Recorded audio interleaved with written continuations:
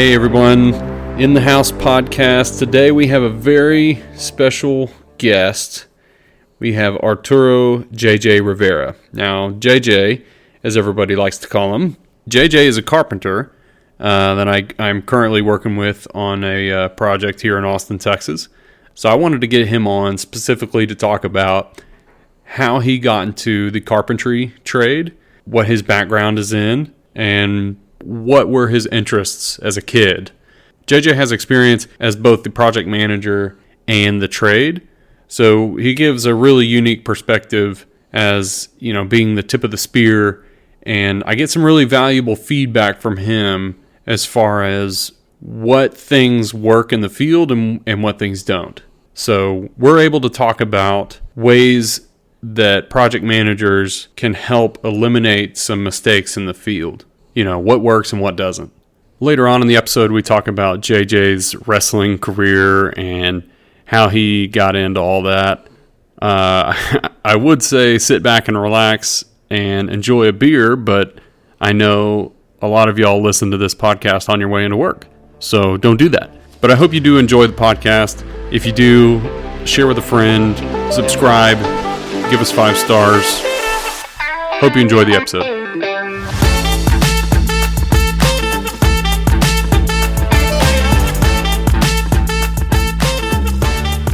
Well, JJ, thanks for coming on. I appreciate your time. Anytime, man. Yeah, no I'm trying to crack one of these beers open. Yeah. Dude, I'm a little curious about the beer that you brought. You brought some sour pickle beer. I've never seen that before. You know, I've seen. I think it's up by Dallas, the Best Made Pickle, the guys that make that. But there's one I really like out of San Antonio called Puro Pickles. That one's really good, and after like working out or doing CrossFit and it's super hot, It's just like the pickle beer is like the best thing. It's like rehydrating, and it's beer, and it's fantastic. Do you do CrossFit? I quit CrossFit to do wrestling. Yeah, well, I knew you did the wrestling, which I want to get into later. But no, I'm glad. I'm glad you saw the light and decided that. That's good. Cheers to you, buddy. This is actually really good. Is it? All right. Give me one. I want to try one, dude. And then you brought some Danny Trejo cerveza. Oh, I'm sure that was really loud in the microphone. Sorry about that. Well, yeah, I saw it on the shelf, and I was like, I can't not buy Danny Trejo cerveza. Because you have to. It's Danny Trejo. It's Danny Trejo. His restaurants are amazing. His food is delicious. Oh, man. Are you sure this is... My mindset was, I'm going to buy these weird beers. Lord have mercy. If I don't like them, you get to sit here and watch me choke them down anyway. Dude, I'm not a quitter. That's a straight up just pickle juice and beer. It's amazing. I'm into it. Okay. Well, as long as you like it. My wife tells me I have horrible taste in beer because it's either like... Yeah, I agree. Do you like IPA? I hate IPAs. Oh, okay. Well, that's okay. Good for you. I either drink Mexican like Modelo or cheap beers, or like Guinness and porters usually. Nice. That's it. I love like a good stout, Guinness, porter, 100%. I'm there with you. You can't see through it. I'm all there. Like nice black, dark, thick beer. Good stuff. I just don't like IPAs. I just think this. It's like potpourri. Yeah, I'm that person that's like, oh, it tastes like grass clippings. That's how I feel. Yes, 100%. I don't understand the people who like those. That's it. But anyway, so let's talk about you. That's what we're really here to do. We're going to talk about you. So, so you're a carpenter. At the moment, yeah. At the moment, how did you get into that? You want the full long story? Well, okay. So, I guess let's start at the beginning because I know you got quite the history. So you start wherever you want. I mean, just give me your story. So. Okay, I'll try to make this concise, and feel free to jump in at any time. All right. So, right now I'm doing fine carpentry, working with Cortez Custom Woodworks and Patrick and those guys, because that's where I met you. But I've always been a builder, like as a kid. And growing up, my whole goal in life, when you're like in first grade, they're like, what do you want to be when you grow up? I was like, I'm going to be an architect. Really? That was my mentality. Like, I wanted to be an architect. Nice. So... in gearing up for that, I was always just a kid that worked with my hands, but I was kind of a latchkey kid, so I built stuff in the garage all the time. Nobody really just supervised me. I just built stuff. Yeah. Then I got to high school, and I was like, oh, I'm going to take cabinet making and woodworking. So I've been in woodworking forever. They had that at your high school? My high school was really cool. It actually had that stuff. It had CAD and architectural intro. Really? Yeah, I took at least 3 cabinet making classes, and it was actually the teaching assistant for like another. That's kind of refreshing to hear that there was a cabinet making class in high school and a CAD class. Where did you grow up? Iowa, a little town called Muscatine, right on the Mississippi River. So I'm a Midwest guy. Like, you build stuff, you do stuff, outside. That's awesome. But yeah, so I basically tried to gear my whole life towards architecture, to being an architect. Yeah. Then I got to college, and I was like, going to Iowa State University, I'm going to be an architect. Mm-hmm. I got in, got accepted, did the whole thing. I hated it. What turned you off to architecture? Well, it's not that it wasn't cool and fun, but I'm going to say something controversial, but it might have just been like the place where I was at. It was just the vibe. I just didn't like the vibe of that school where I was at in terms of the architecture program. What does that mean?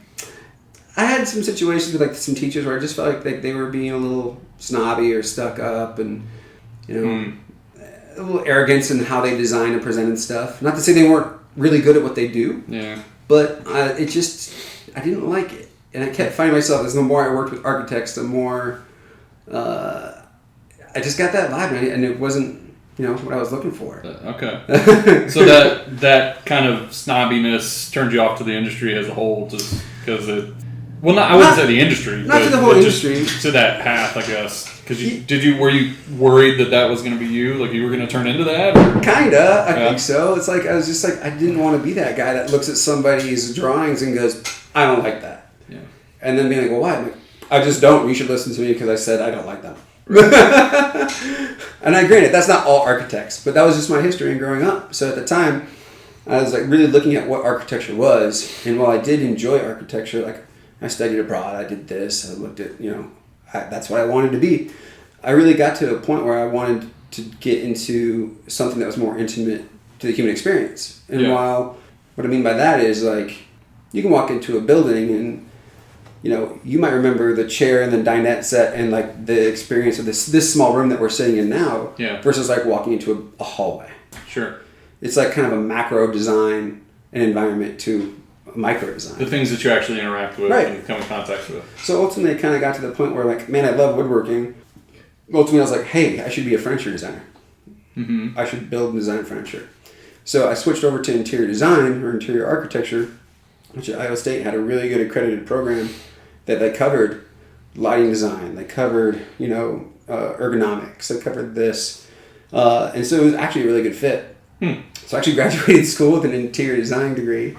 And after that I went straight into museum work for children's museums. So how did you get from interior design, like what got you into the museum? Well, I was kind of lucky because you and I in passing have kind of talked about this a little bit, but I was already a guy that liked to work with my hands. Yeah. And I was like, and I went to school and I learned the design aspect of a lot of stuff. So I was like, oh man, design build is where it's at. Like to be able to think of some crazy thing and make it actually tactile. Like, it's done. And so I found a job at the Denver Children's Museum. Sorry, the Children's Museum of Denver. Oh yeah? That's an awesome children's museum. Yeah. Fantastic. I did a lot of work there. That's cool. I worked there for 14 years. Wow. No. 10 years. A couple of years on contract after that. What did you do there? Well, the thing is the position I got was exhibit designer. Okay. So I was designing and fabricating the exhibits. Like it was my job to not only design it, put it together, it was also my job to build it, and then after that, maintain it. We had other people that I was like, oh, this is the maintenance package for the whole thing. So you have to kind of think about it in terms of cradle to grave for an entire exhibit. That's crazy. Yeah, it was really cool. That is super cool. Right. And plus, there's the added bonus of, kids get to enjoy it. Parents and kids. Heck, I've been there as a parent, and even the adults are sort of enamored by all the the mechanics and the inner workings of things and being able to interact with it. And how long ago were you there? it had to have been maybe 2 or 3 years ago. Okay. So by that point, they had the entire, they did the exterior exhibit. I forget the name, the Mariposa, I think, or I can't remember the actual name of the expansion. But they had the exterior playground area, right? Like there's all this climbing structure and stuff outside. Yes. Yeah, I did a lot of the front end development of a lot of that stuff. God dang, dude, that's super cool. I had no idea. Well, okay. Yeah, there's a lot, I guess, to go in. Where do you start? Is it kind of you have a blank slate, like kind of an empty building? Or, I mean, I assume there's stuff already there. Like, where do you start with an exhibit? And, you know, what's the thought process kind of that goes into that? Well, I mean, like anything else, it's a lot of those buildings are nonprofit, right? Right. So there's a lot of thought into, you basically say, if you're walking into an exhibit a museum that's already established, you go, okay, you know, what are our stars here and what are not our stars here? Where are we hitting like good benchmarks? Yeah. And there's a couple of different ways to think about an exhibit. One is, was there educational theory? And are you actually doing what you said that exhibit's supposed to do? Yeah. By that I mean, like, you know, a lot of museums are different, and the Children's Museum of Denver at one point was like, we were very much on the developmental stages of Vygotsky and Piaget and things like that. So childhood development psychology. Okay. And you look at it and be like, okay, yeah, we are actually getting this, we are getting that, or we aren't getting this. So you can look at it and like literally do some paperwork and some research in your own museum to be like, we are actually doing this, what we said we were going to do. If it's not, then why are you even having that exhibit? Right. A. B, wear out. You know, like things wear out, materials wear out. You know, you might be limping an exhibit along for years and years and years, and it might just be like, we shouldn't have built this way. We need to redo it. Yeah. So it's like, okay, A, is it a star? If it is, cool, we'll keep it. Maybe we'll renovate it once in a while. If it's not, then is there something better we could do? Yeah. So then basically, when you look at it, if you're not going for a major capital expansion, a lot of nonprofit children's museums will be like, okay, you just have this like rotating cycle to keep yourself fresh. So like this exhibit is our oldest one. We're either going to tear it down and put in a new exhibit in 2 years, 3 years. So you constantly have this, every year you're opening up something new and cool. Right. To bring people back in. Other museums will have a traveling exhibition hall where you rent like the Blue Man Group or this or Dora the Explorer, and that's like every summer you have an event, or every quarter you have a new event. Yeah. But the ones I worked in, we were of that mindset of trying to, for the most part, do a new exhibit like every year, at least a big new exhibit every year. Okay. So some of those things we researched for years. Right. I did almost 3.5-4 years of research into bubbles. Yeah. Yeah. I remember the bubble thing. So, yeah. I mean, I assume, did you build that? Yeah. Like, you stand in it, and you're kind of in this ring, and then you pull the rope or chain, and it comes up around you. And yeah, I did all those things. That's super cool, I did the original versions of all that. I mean, obviously, they've redone them over the years to keep them maintained and stuff, but yeah, I did the bubble trumpet, I called it, that drops smoke bubbles from the ceiling. That's the first time nobody's really done that. If that was still working. The bubble table that had like air that flowed and fog like, injecting into the bubbles. Yeah. I came up with that one. And how do you come up with this? I'm a giant child. I guess that's what it takes, right? You got to be kind of a child at heart. Right. And that's the best part about, like, I really love museum work because I got to play a lot. That's true. That does seem like, you're just, I don't want to say messing around, like, in a bad way, but, like, you're just playing and experimenting. And is there, like, how do you test it? There's no, like, focus group or anything, right? Yeah. Or there is a focus group? So, in Denver, we actually created a focus room. To try to see like what things kids engage with, and it's probably not still there anymore. But we actually created an entire space. I think it was called Willowworks. Yeah, Willowworks. And all that was an area for prototyping. And so we would prototype stuff in there. I had some video cameras in there. There was signage outside that said you will be, observed. Yeah. We had some two-way mirror or one-way, two-way mirrors. What's it called? I guess it's a one-way where it only allows you to see through one way. Well, we could sit back there and record and have audio. So we could actually sit there and watch how people interact with stuff. And for me, every time I try to do a design exhibit, not that I'm the greatest designer ever, but I was always like, if I can get the parent engaged, then the kid will be engaged because 9 times out of 10, parents get bored, and they're on their phone, and they're like, oh, come on, let's just go to the next thing. Let's go to the next thing. I'm sick of sitting here. It's kind of unfortunate, but It's yeah, you're right. unfortunate, but it's true. Yeah, it is true. Phones are, I don't want to get off topic, but good Lord. Yeah, phones and social media are just huge time wasters. And it's like, it's a tool. If you use it as a tool, it can be a tool. But, you know, it's also just a major distraction. And it's unfortunate that you see a lot of parents, and I really try not to be that parent that's just face in my phone and not paying attention to my kids. Mm-hmm. Like, no, put the phone away, leave it in the car even. Like, you don't need it. Just leave it in the car, be with your kids, enjoy the time. Anyway, I don't want to get off topic. But, you know what? I thought I was going to finish this. This is disgusting. I am not going to. It's straight up pickle juice in a can. I can drink one. You can take it home with you. Okay, I'll give it to someone. This is gross. I don't play it. I'm going to go back to my shine. But okay.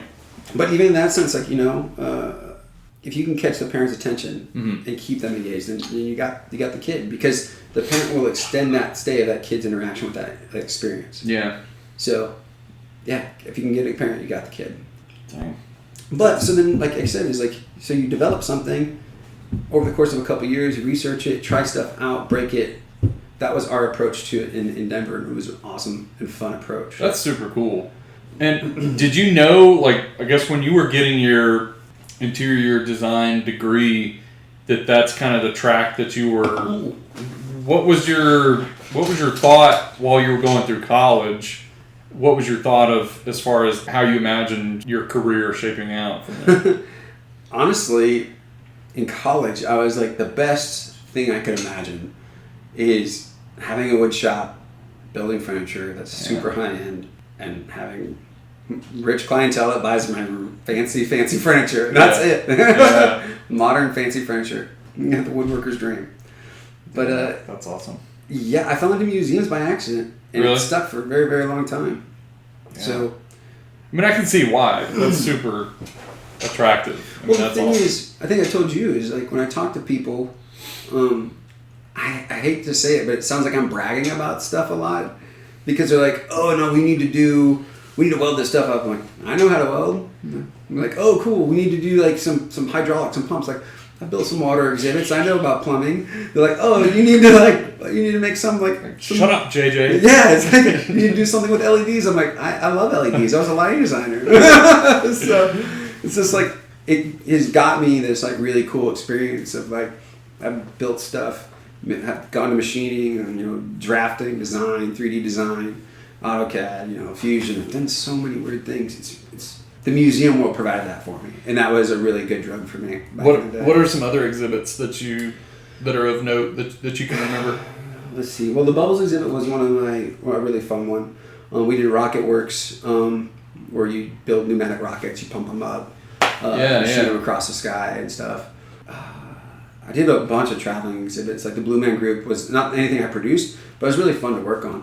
Oh, really? Yeah, just because I got to meet the Vegas Blue Man Group people, and they came, and they're all like 12 years old, and like, there's like 20 crews, and there's like a whole bunch of crews of Blue Men, because there's, you know, they have residency in Asia and Vegas and whatever, so there's a whole bunch of crew of Blue Men. I don't know anything about Blue Man Group.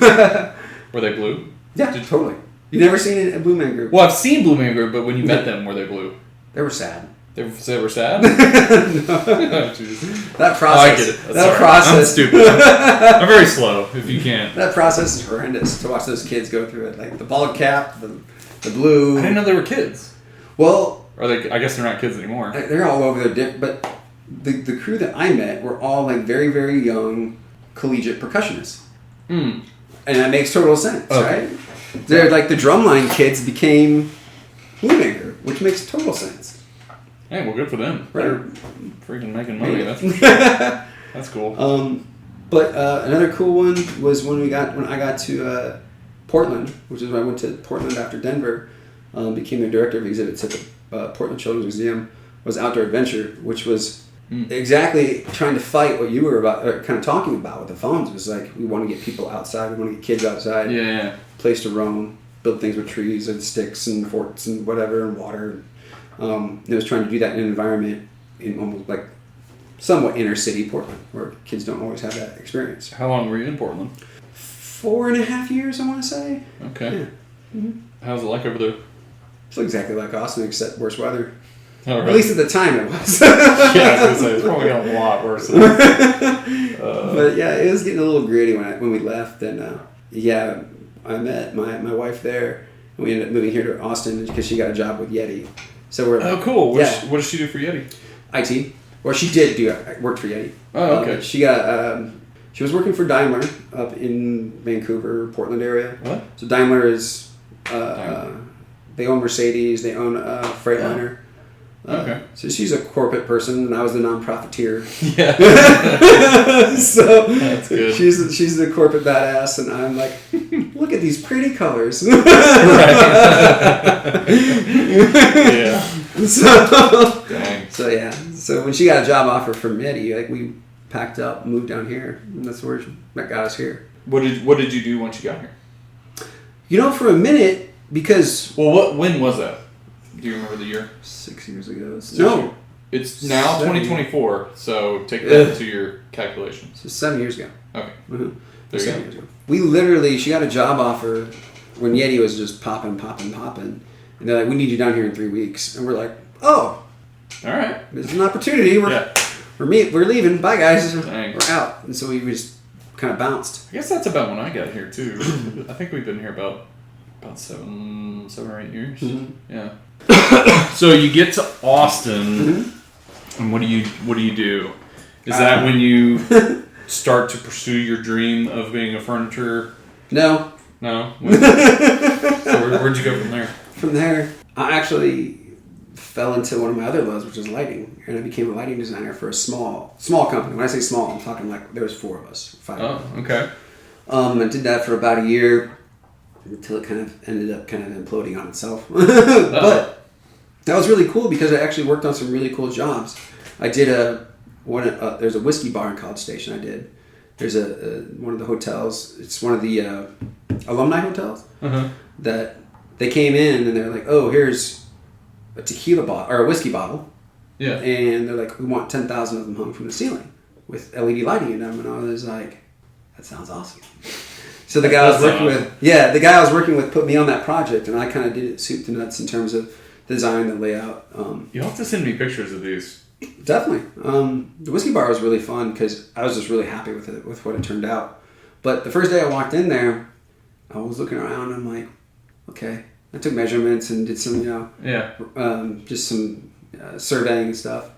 And I went back to the office and I was like, out of curiosity, I took a whiskey bottle, put it on a scale. Oh, yeah. And I was like, times 10,000. So you guys realize I'm going to hang a Volkswagen bus from that ceiling, right? There's got to be, and all the architects kind of like email me back like, what? What do you mean? I'm like, where's the structure? There's no structure in this thing. Like, what? They're like, what is this structure? And I sent them an email with the calculations that spread over the entire surface area of that. I'm like, yeah, I gotta screw something. That's a lot of weight. It adds up. No, good call. Yeah, that's a smart. But because I'm sure none of those guys even thought about that. Just the sheer weight of all those bottles put together. Well, that's like the lighting. That's a fixture, right? They're like, oh, it's a fixture. It's just after a word, you come in after and you put up a fixture. It's like it's a fixture that weighs a ton of weight, tons. So I did that for a while, and then after that, I got into this place called Ion Art here in Austin. Ion Art. Okay. They do neon signs, and a lot of custom design and fabrication, and again, going from like that whole design it and build it. That's kind of where my sweet spot's always kind of been. Did you do a lot of things in CAD and a lot of drawing in CAD, or?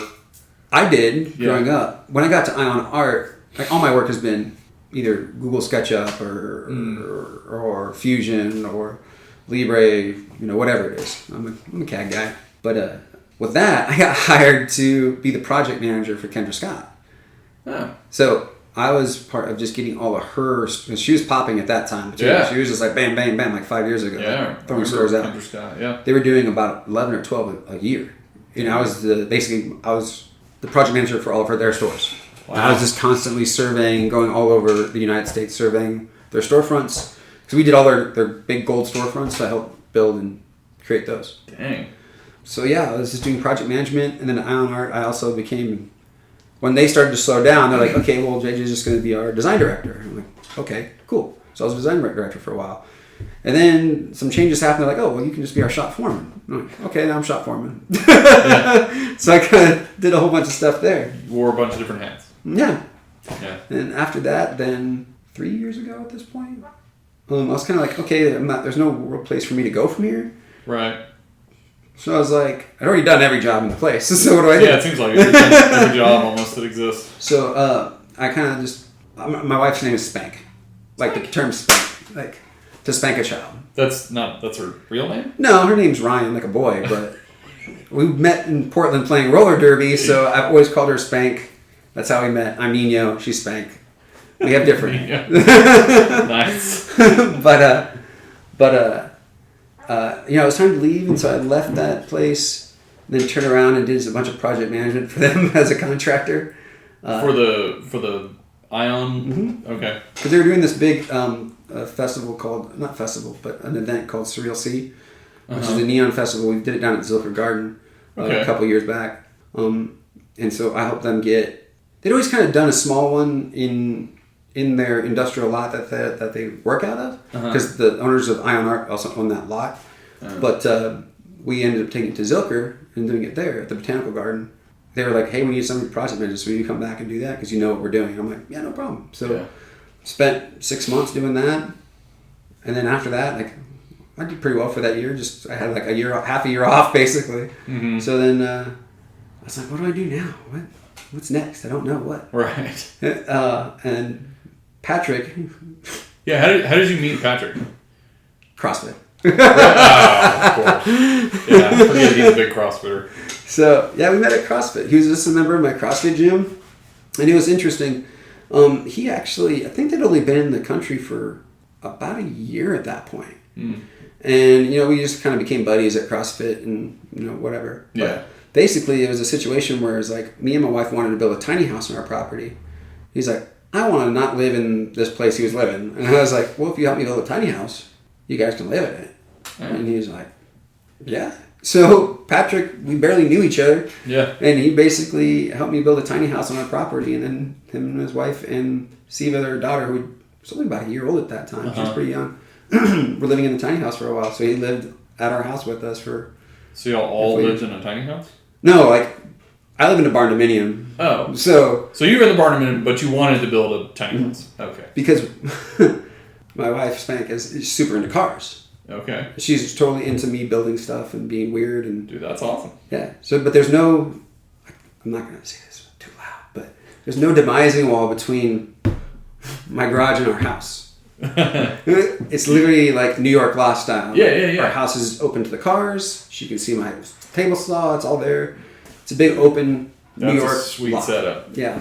It's every hands-on bachelor's dream. That's every man's dream. Yeah. I've had so many guys come over and be like, no way. That's amazing. I'm jealous. But, well, honestly, when we met in Portland, that was kind of one of the deciding things that, like, we knew that we were good together. We were at this anti-Valentine's Day party for a roller derby team. Anti-Valentine's Day? Yeah. It's like, instead of being all hugs and kisses, you get slapped and they yell at you kind of thing. Jeez. That's okay. But we were in this like grungy warehouse. I'm like looking around as I do because I look at things like, oh, look at that. Look at that crown molding. That's really cool. And she's like, what are you doing? And I'm like, I just really want to live in this place. It's amazing. Right. She's like, no way. We'd only been dating a few months at that point. And we're like, oh yeah, cool. We got the same vibe. That's super cool. But yeah, when we moved down here, that was one of the... We were trying to build the barn dominium in Portland, but like there's... Yeah. Austin is now where Portland was when we left. Like couldn't find property that was affordable enough and couldn't do anything, so we're like, screw it. She opened up her job search stuff to Austin, and immediately that's when Yeti hit her up and bolted.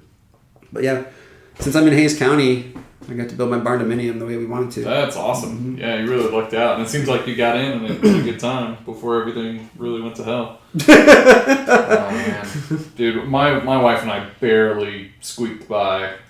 We've been looking for a house ever since we moved here. Mm-hmm. And because, first we rented. Mm-hmm. And, but ever since we moved here, we've been looking to buy, and we just, every time we would get outbid, or, somebody just came in with a better loan deal or something, or cash or something. Yeah, whatever it was. And we just, for 3 or 4 years, we went through this time and time again. But, we eventually found something, and like right before, I think it was like right before COVID, we bought a house, and because then of course a few years later, there's max exodus coming from California and other places, and a lot of people are moving to Austin. Of course, right. Interest rates go up, and land value, property value goes up. So yeah, we really got in a good time. Sounds like you did too. So ours, I'm not really like a big religious or like the stars align kind of guy, but the stars kind of really aligned on our property. It was a total. Okay, I'm gonna get into this a little bit. It's gonna sound weird. Go for it. So, I wasn't working at the time when we were house hunting to buy our house. We wanted to build, so we were looking for property, right? So one day I just jumped on my motorcycle and saw a couple of listings and rode out and found some listings and looked at this property and I was like, all right, this is cool. Yeah. Heck yeah. I'm gonna go. It's like, Spank, we gotta go look at this property as soon as you get home. She's like, okay, cool.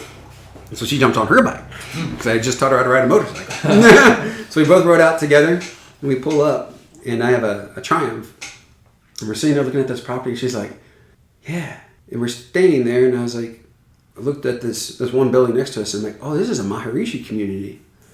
And she's like, what the hell are you talking about? Yeah, what is that? So there was a reason I know this. Like the Maharishi is a transcendental meditative. I'm going to speak poorly about this, and my neighbors are going to kill me because I'm probably going to use wrong terminology. But it's a group that they do transcendental meditation. Okay.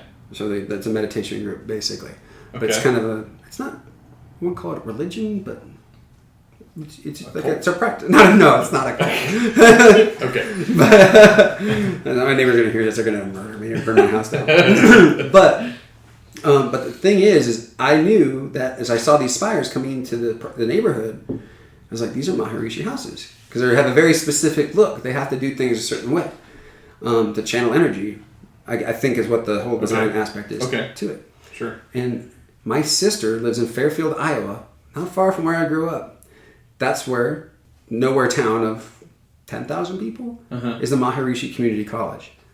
Like they have a college. They bought an old college and turned it into their main college. Yeah. So I'm sitting there like, yeah, this is the Maharishi community. And this little gentleman, little short guy named Roger, who's now one of my really good friends, walks over. He's like, that's a really nice bike. He's got a thick English accent. And I'm like, because he saw the Triumph and he came over to talk to me. We just start talking and I'm like, so what's up? There's a dome here, a meditation dome, like right next to this property that we're looking at. And I'm like, this is a Maharishi place? And he's like, yes, we are. How do you know? I'm like, oh, I'm from Iowa. I'm from Fairfield. He's like, I went to school in Fairfield. There's no other college. Yeah. It's just like, so I'm talking to all these neighbors. They're like, yeah, JJ's from Iowa. His sister lives in Fairfield. Like this whole thing. Wow. This aligned. And Roger, this sweet man, was just like, I love you guys. You're going to buy my property. I know I'm not supposed to be talking to you because we have real estate agents, but I'm going to sell you my property. That's awesome. Yeah. That's super cool. Yeah. So, well, what is Maharishi, I guess, native to? It's an Indian practice. Okay. I don't know exactly the region, things like this, but yeah, it's transcendental meditative community. It's a whole group of people that practice, and they follow the teachings of Maharishi, I believe. Interesting. So there's this dome next to my house. So this property that we have has a parking lot on it. And so the people with cars that like cars, we bought a property with a parking lot on it. So we're like, yeah, that's what we wanted. That's awesome. So like I said, this whole weird cosmic alignment, it was just meant for us to own that property. We got lucky as hell. That's awesome. And Roger, after we bought that property, Roger took off with his money and bought a Mercedes Sprinter van and turned it into a van life thing. You know, he's traveling. He's not coming back. Oh, man. He still owns the house across the street, but him and his wife are just carting along. And they're just traveling. I took over. He was doing. He was the well operator for that community of 40 houses. So he also talked me into taking that over for him too. Oh, I think you told me about that. That you're the well guy. Well, you control everybody's water. 40 houses. Jeez. I'm the only person in our utility, basically. I am the utility. How'd you handle the freeze? Horribly. Yeah. Everybody else did. And you didn't get fired? No. The first one, 3 years ago, caught everybody by surprise, right? Right. That one blew up our entire well system. Wow. The second one I was prepared for. Right. In, was it a year ago? 2 years ago? Yeah, a year. We were climbing up and down. I think it was a year. Yeah. Yeah. The last one. I'd already winterized everything except the pipe that ran, because it's up a standpipe, the pipe that goes from the bottom of the standpipe up to the top of the standpipe, because it's up the side of the pipe. Right. The side of the standpipe. And I was like, that's the only thing I didn't do, and that thing froze with an ice plug in it. And I was just like, So Christmas Eve, me and Spank are out there trying to make a little warming tent to heat this pipe up, and I'm climbing up and down and banging it with a hammer. I shouldn't tell people this, but we were just I had a glass of whiskey as we were doing it because it's Christmas Eve, it's 2 a.m. We're like, you gotta stay warm. Yeah, we don't have kids, so we're just what else are we gonna do? Just sit at home, watch movies? This is kind of fun. Oh man. But yeah. So you met Patrick, who also works for Cortez Carpentry. Yeah. Patrick German man. Patrick the German. You realize his last name is Deutschman, right? Yes. Yeah, Deutschman. I still have him in my phone as German man. I just have Patrick the German, and I have German flags that pop up. Yeah. So you meet him at your CrossFit. You build a tiny house. Mm-hmm. Is that kind of your entry into carpentry? Kinda. He's hey JJ, you should work with me and Jorge. We need help. Yeah. For a handful of months, he's come work with us. We need help.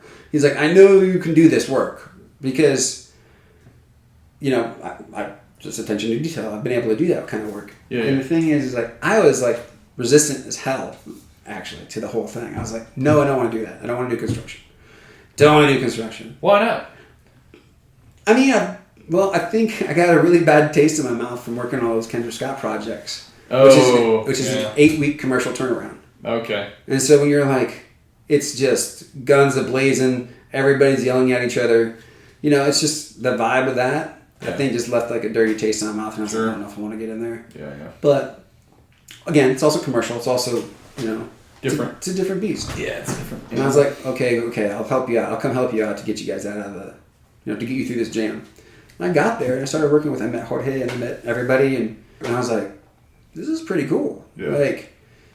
Different mindset, right? It's a different mindset of a turn and burn home, of frame it up, slap mud on it, drywall, get out of here, build the next one. Yeah. And the first time that they were oh, here's all this very expensive wood and this has got to be perfect, I'm all right, that feels like what I wanted. It feels right. When I was a kid, I was that, really nice table. Yeah. Take your time, do it right. And that felt really good. So I was heck yeah, I can do this for a while. This is fun. Well, I had a question, and now I can't remember it. So that's super awesome. Okay, I'm sure it was a great question. Yeah, clearly. I mean, you said you had a background in project management.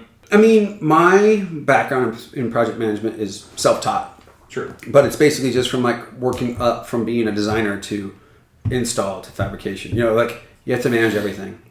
I also had a lot of when I was there, I did a lot of work as logistics for events and stuff too. Yeah. So a lot of that's just a lot of project management I just picked up along the way. Yeah. So. And what are some things that maybe in your opinion that project managers get right, and what are some things that they get wrong? Oof. But you know what I mean? Because you've kind of seen both sides of it. Mm-hmm. So I guess for people listening.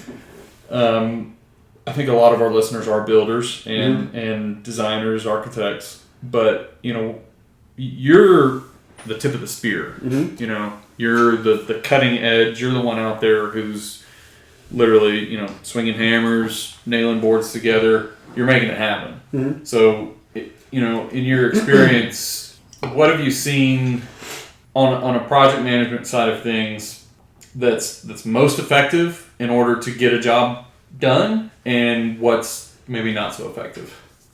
This is going to sound a little odd probably, but I mean, there's so many good systems out there that, you know, you can like, I love Smart Sheets. I've done so much with it, you know, there's all that stuff.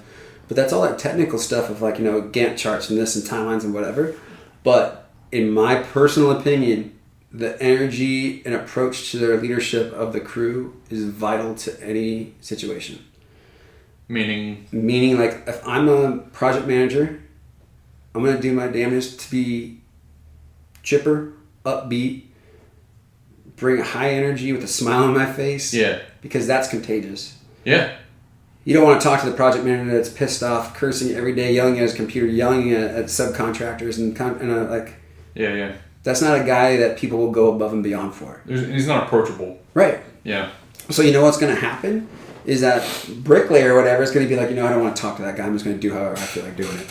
Yeah. And then it's going to get done that way, and then it's not going to be the product you wanted. Right. So, I mean, personally, I feel like personal energy is like 50% of the game. Like... Yeah. No, I mean, you're right. I mean, even just from a employee-employer type relationship, yeah, I mean, you're right. When you see the people above you, you know, when they show up every day, they're excited about what's going on. They have gratitude, and they kind of have this servant's heart, you know, or the servant mindset. It is infectious, and it kind of makes you want to go, like you said, go above and beyond, and really show them, you know, what you're capable of doing, and yeah. The second part kind of to that thing is, me and my wife have talked about this at length many times, and it's like, when you're building a team, make sure everybody on your team that you hire is smarter than you. Yeah. And as dumb as that sounds, like, you can't be threatened by somebody else's ability. True. Like, that's the guy I want working for me. Yeah. That's better at something that I don't know how to do. Yeah. And to be like, yes, go, do it. So from a project management standpoint, if you have a team that's really kicking ass for you, and you don't have to like sit there and micromanage, then that's you can worry about the really important stuff and know that the other things are handled. And don't be threatened by that person's ability to do better than you can actually do it. Yeah. No, I agree wholeheartedly. And that's one of the things that I love the most too about just... It is infectious, you know, when you meet those people who just are really passionate about what they do. Dude, yeah. I'm going to try one of these Tejo's beer. Dude, yeah. Get one of those. Tell me how that is. I'm going to polish this one off. I might have one of those. But yeah, I mean, you get exposed to a lot of different kinds of people with vastly different backgrounds, and it's incredibly diverse. That's the one thing. Is it good? It's not what I expected. Really? But it's not bad. I'm going to try it. But it's... And this is... I can speak for the construction industry because that's what I've been in the longest. But, I mean, there's all different types of people. Men, women, young, old, gay, straight. Well, that's why I think the energy is so important, because I've seen people that are amazing project managers that are an absolute mess. Like, so unorganized and blah, blah, blah, and this. That's but true. They know... They're those people that can just track everything mentally. They know exactly what's happening at all times.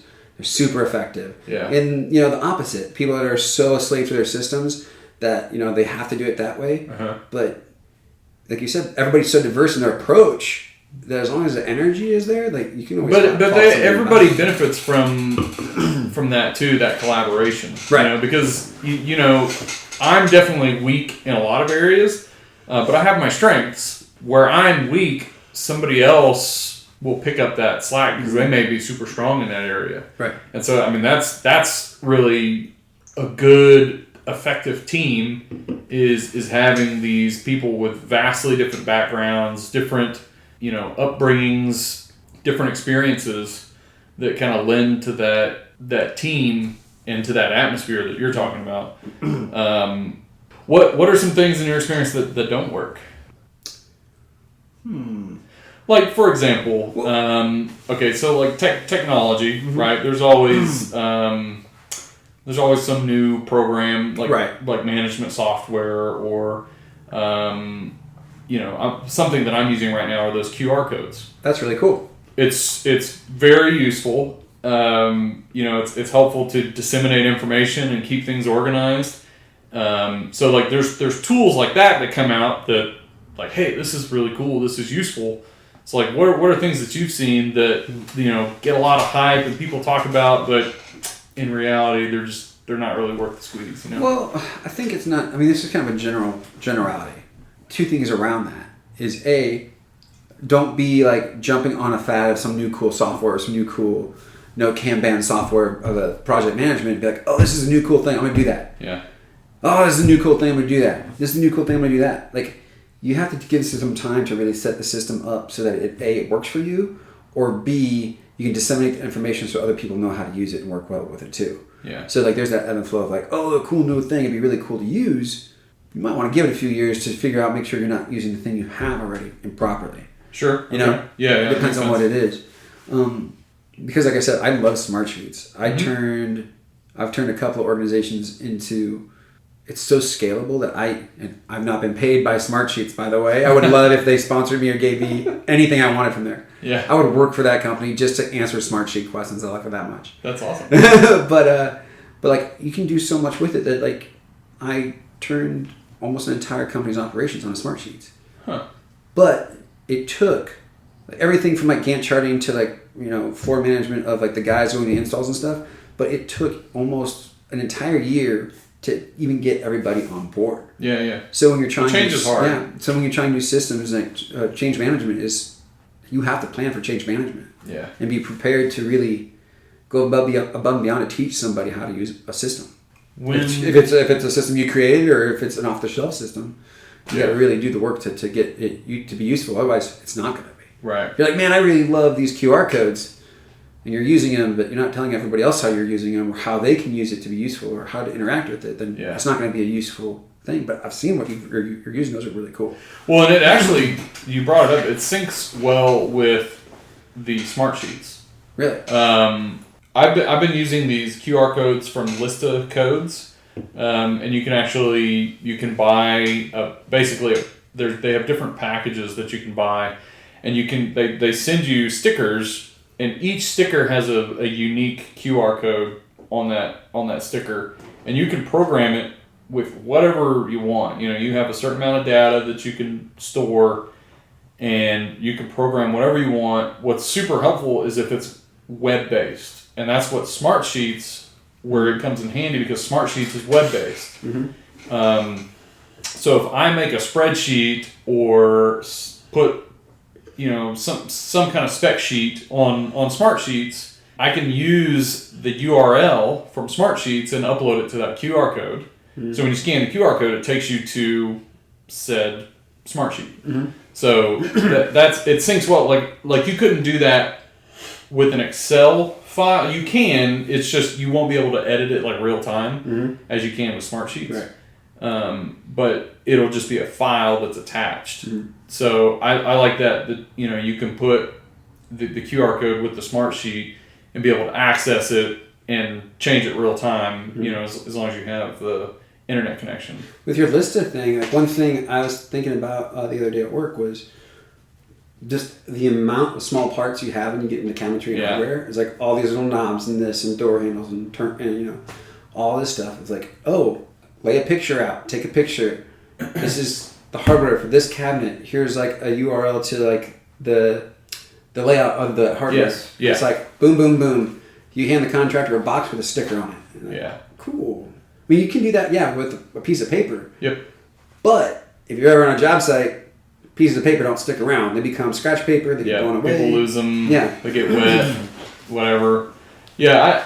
I've been playing around with it, and I like, that's what I've been doing the most is really just job site organization. Mm-hmm. And so what I've been doing, and I'd probably like to shoot a video because I've been talking to I think it's Matt with Lista, or is it Mark? I can't remember. But he's like one of the founders or owners of Lista, but I might shoot me a video of what I've been doing. I like to take, and you can do it different ways, but basically just get a cardboard moving box, and for each room, you take all of the cabinet hardware and put it in that moving box, and take all of the bathroom hardware and put it in that moving box, and door hardware and put it in there, seal it up, slap a sticker on it, take pictures of everything that's in the box, put a sticker on it, and that way you know that box goes to this room, and it contains all of the hardware that you need for that room. And there's a picture of all the hardware, and all the specs are attached, and all the elevations are attached to that QR code. It's really kind of a one-stop shop where, you take a picture of that, it gives you all the information you need, or it should be available to you. You open the box, all the hardware's there, you have all the elevations and all the information you need to install the cabinet hardware, all the door hardware, all the plumbing fixtures, whatever. Mm-hmm. So, and that also is to eliminate, things just go missing. Right. That happens all the time. Things get lost, and it's super frustrating. It's because it changes hands so often that, you forget where you put it, or, well, so-and-so had it, and then it's, who knows where it goes. Right. So, and that's super frustrating. And the types of homes that we do, this is $100 door handle. This isn't Home Depot door hardware. This is $500 or $600 a lock set type hardware, or even more in some cases. And so, for one of those things to go missing, or for a part or a piece to go missing, is super frustrating. Or you have a custom piece of cabinet hardware that has a custom finish, and it goes missing. Well, it might take 10 weeks to get another piece of hardware. Right. So it's super important to keep all this stuff, under lock and key, and keep it safe and organized, because, it could be a big deal when this stuff goes missing. You're trying to finish a house and you're missing doorknobs and hardware, and it's a nightmare. So I'm trying to implement a new system that not only helpful on the project management side of things, because where everything's at, and there's documentation, there's pictures of it, but all the trades also know that everything that they need is going to be contained in this area, and it's all there. Mm-hmm. So, that was a long rant. You asked about systems. Yeah, that's true. I brought it up myself. Well, enough about all that. Tell me, what do you do in your personal time? What do you do for fun? Well, for fun, right during COVID, I picked up pro wrestling. How in the world? How did you get into that? How did you get into wrestling? Well, I think I mentioned earlier, my wife and I met playing roller derby. Okay. So in Portland, I was a director at a museum, but the age gap was really significant between my peers. Uh-huh. So and everybody, I was in charge of a lot of people, and all my peers were way older than me, so I felt like I didn't have really a social outlet at work. Okay.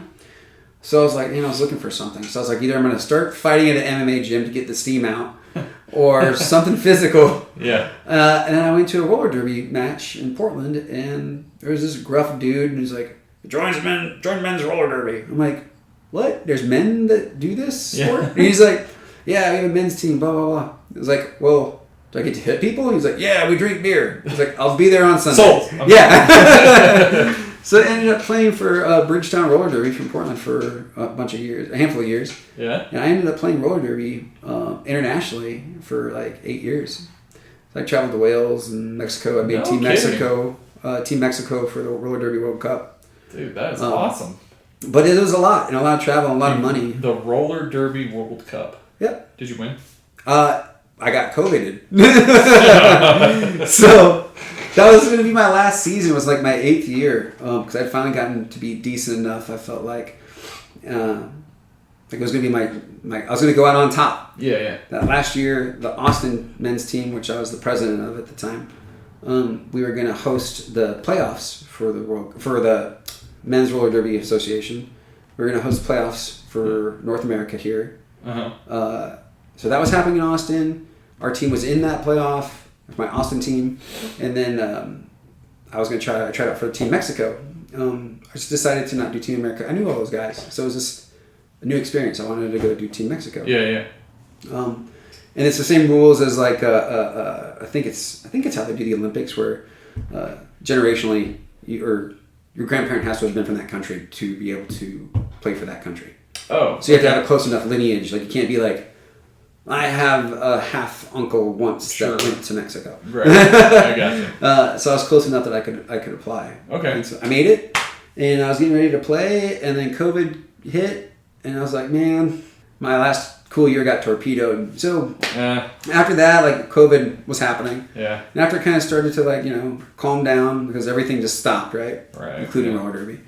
I was at like a roller derby party when people were finally able to come back together, and there was this guy like at a bonfire and drinking a bottle of whiskey. And I sat down and we were talking. He's like, blah, blah, blah. Yeah. He's like, oh yeah, I'm starting a wrestling promotion. I'm like, what? He started talking to me, and then I started to realize I'd seen this guy as a wrestler at Party World Wrestling here in Austin, which is kind of a local thing. They do it up at the breweries. And he's Dad Bod from Party World Wrestling. Like that's his wrestling? That's his wrestling persona. It's Dad Bod. Dad Bod, nice. That's awesome. Well, we got to talking, and I was like, this sounds kind of cool. So I started going with a bunch of CrossFit friends, because I had some CrossFit friends that were really into wrestling. Yeah. And so I took there was 5 of us that started going to these practices just to see what was up. Yeah. And it was just a situation where I was being the nice guy. I was like, I have friends that like this. I met this dude that has this. I'm going to try to pull these people together and see if something cool happens. So I was just like being, the lubrication of the wheel and like going to practices so nobody would go alone. But it's just slowly, all my friends started kind of flaking out, and one wouldn't come one week. And I was like, I've been coming to all these practices. I'm at least going to try this, right? Right. So I did a match, and it's super addicting. That's so cool. Yeah. How long have you been doing that? I've been almost doing it 2 years now at this point. Oh, dang. I did it wrong. I did it totally backwards. Oh, how so? Because you're supposed to learn how to wrestle and then actually be paid as a wrestler. Is it actual wrestling? It's real wrestling, man. Is it? It's pro wrestling. WWE stuff. Really? Yeah, that stuff hurts. I've never bought into that. My elbow is in pain right now. My back hurts. And well, that's because you're old. That's too. I picked up this sport at 40 years old. So. Oh, okay. Yeah. But I went to school with I just got done finishing Rhodes Wrestling Academy, which is in Leander. Okay. Dustin Rhodes is used to be Gold Dust. No? Nothing? I'm not a wrestling guy. Sorry. His dad was Dusty Rhodes from back in the day. Okay. So there's actually legendary families of wrestling here in Austin. Dusty Rhodes, Gold Dust. And I know like Goldberg and, He wrestled Goldberg. Did he? Yeah. Same era. I mean, Dustin Rhodes has been around for 30-some years. Maybe you think closer to 40. Oh, that's cool. Yeah. Is it based just here in Austin though? His wrestling school's up in Leander. So you wrestle? Do you travel? The wrestling? Yeah. I mean, we're basically like independent contractors, right? Okay. I basically, for the most part, wrestle with Slang Portal here in Austin, which we got an event on the 27th here at the Central Machine Works. Nice. But I'm also starting to get branched out, and I have to go to San Antonio to wrestle. Okay. But yeah, some of the guys travel all over the United States and wrestle all over the place. Dude, I'd love to go to one. You said it's where on the 27th? Central Machine Works. Central Machine Works. It's on East Side, East Chavez. It's way over there. Okay. I don't spend a whole lot of time on the. Yeah. I'm on the opposite side. It's funny. It was actually one of the buildings me and my wife were looking at when we first moved here. Oh, really? Because it was an old derelict warehouse. I was like, oh, this is perfect. Perfect. And now it's a brewery with it's probably multi-millions of dollars. I'm like, of man, course. if I could have just scraped up the cash back then. Yeah, that could have been you, buddy. But are you the bad guy? I'm a bad guy, yeah. You're a bad guy. Mm-hmm. So there's like good guys and bad guys in wrestling? There's good and bad guys in life. Well, okay. It just seems, I don't know, because I've never really been into wrestling. It just seems like it's more acting and theatrics than it is like actual wrestling. I don't mean to like put that, put you down or anything. It's just what it seems like. Oh, that hurt, but whatever. Just bury your feelings deep down. I'll just drink this Danny Trejo cerveza. Yeah, I'm gonna think give about you one it. of those. Well, JJ, it's been awesome. have an amazing background. Weird, if anything. It is weird. It's extremely weird, but it's super cool. It's awesome, and I loved hearing about it. So I look forward to working with you on the next project, and yeah, man, just keep doing what you're doing. I'll try to not mess that much stuff up, but I can't make promises. Well, thanks for coming on, buddy. Thanks, bro.